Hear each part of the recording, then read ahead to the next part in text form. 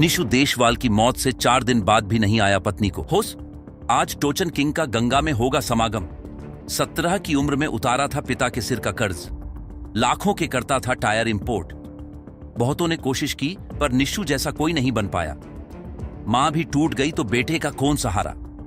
निशु देशवाल के बारे में जब हमने गांव वालों से बात की तो उनकी आंखें नम हो गई और कहा कि निशु जैसा लड़का इस गांव को दोबारा नहीं मिलने वाला।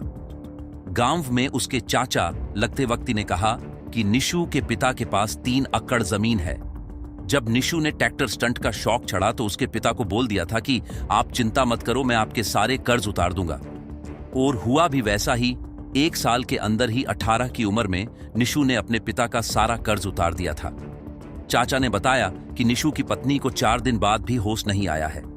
हल्के हल्के आवाज में निशु का नाम ले रही है। उसे यकीन नहीं हो रहा कि उसकी हंसती खेलती जिंदगी में ये क्या हो गया।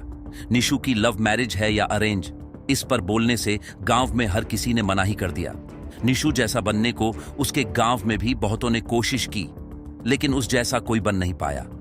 चाचा ने कहा कि निशु जैसा सुलझा हुआ लड़का गांव में दूसरा कोई नहीं। लेकिन रई उमर की मां ने तो निशु ने लव मैरिज की हुई थी।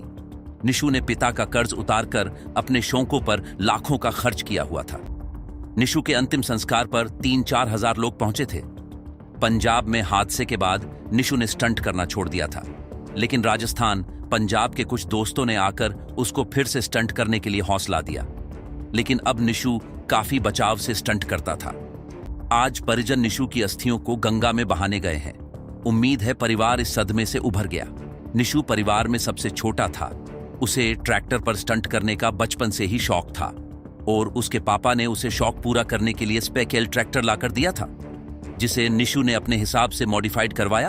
और उसी ट्रैक्टर को वजह से निशु के यूट्यूब पर 13 लाख सब्सक्राइब थे, जिन्हें निशु अपना परिवार मानता था। लेकिन यही स्टंटबाजी के चक्कर में लोग इस हद तक गुजर जाते हैं कि कभी कभी वो उनके लिए भारी पड़ जाता है। और यही निशु के साथ हुआ।